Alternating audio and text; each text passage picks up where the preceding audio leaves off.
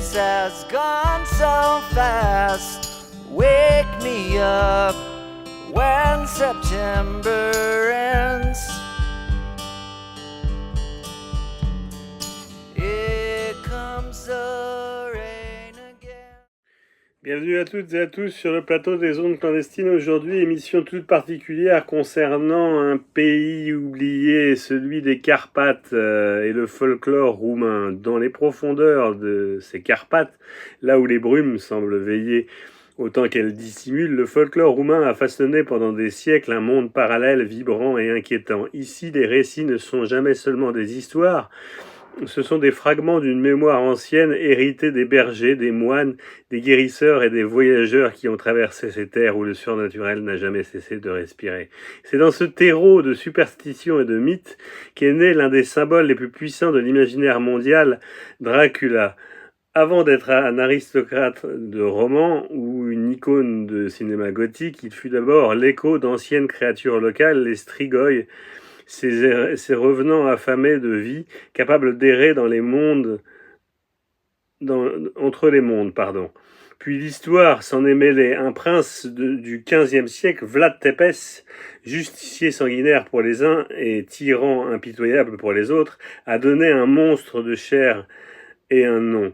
Aujourd'hui encore, entre faits et légendes et manipulations littéraires, Dracula continue d'incarner une zone d'ombre où se rencontrent croyances ancestrales et fantasmes modernes.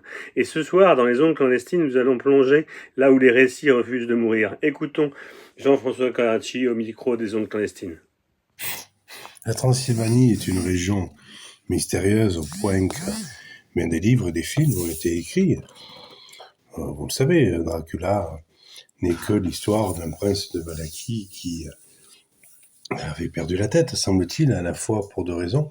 À la fois pour avoir dû affronter l'Empire ottoman et il avait besoin de trouver des techniques de guerre plus violentes encore que celles des Ottomans, ce qui a marché, puisque les Ottomans ont pris peur face à ce prince noir.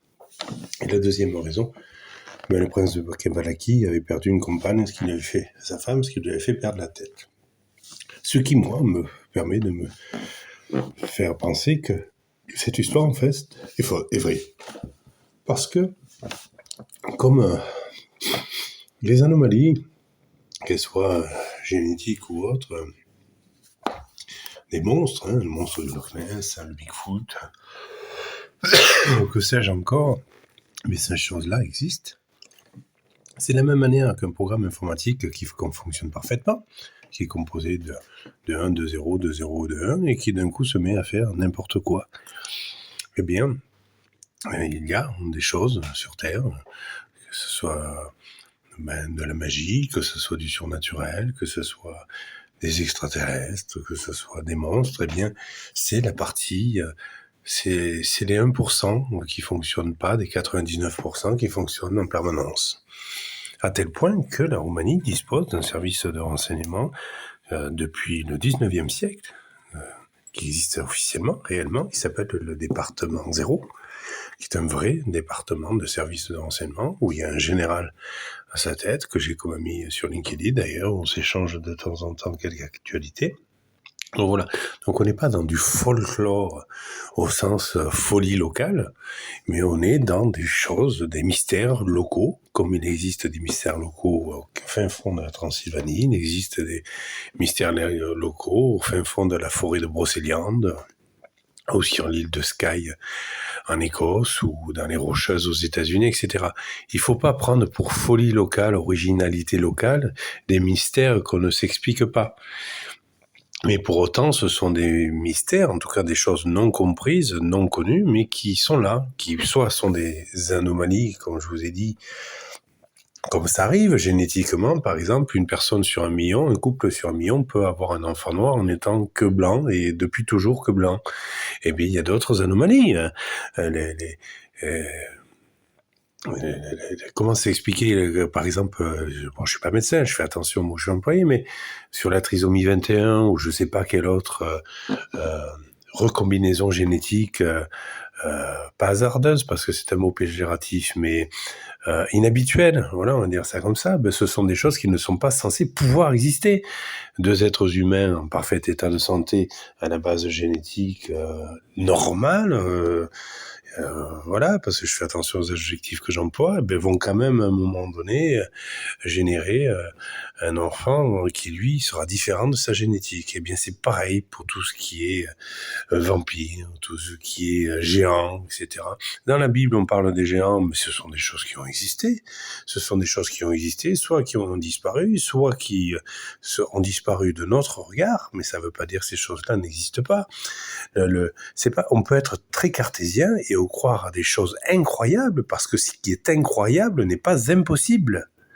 Et moi, je suis toujours très agacé par les gens qui disent « Oh, c'est pas possible !» avec leur grande certitude. Mais il faut faire attention.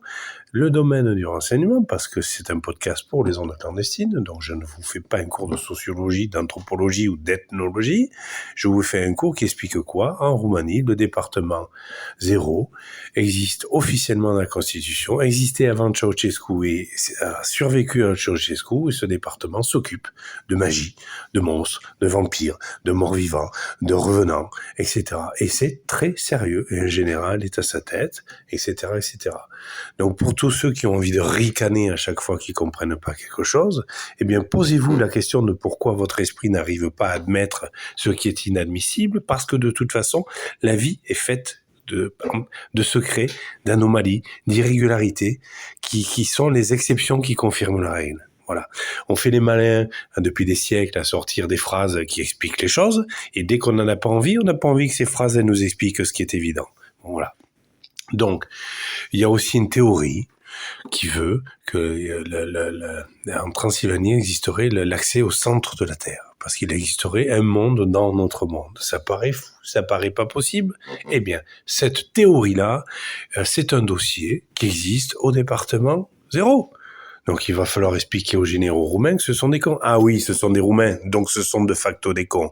Alors quand on aura fini d'être raciste et d'être stupide, parce qu'il faut pas imaginer que forcément nous on a des meilleurs généraux, parce qu'on a des excellents généraux, mais on a aussi des généraux qui sont cons à bouffer du foin, et j'en connais quelques-uns, et qui sont spécialisés dans ces questions secrètes justement. Donc avant d'aller chercher la merde dans le cul de l'autre, regardons un peu ce qu'on peut comprendre dans notre propre slip à nous.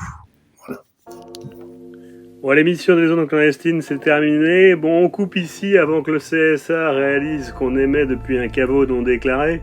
Si vous entendez encore ma voix après minuit, c'est normal, je ne dors jamais. J'attends juste que le wifi du cimetière revienne. Merci de nous avoir suivis en fait sur le plateau des ondes clandestines. Merci à Jean-François Carracci pour son explication sur le mythe de Dracula et des vampires et du folklore roumain et du renseignement. Merci de nous avoir suivis. À très bientôt. Au revoir.